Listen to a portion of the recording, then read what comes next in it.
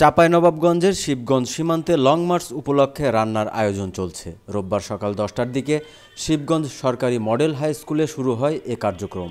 রান্নার উদ্দেশ্যে মাঠে একটি গরু বেঁধে রাখা হয়েছে। চলছে জবাইয়ের আয়োজন।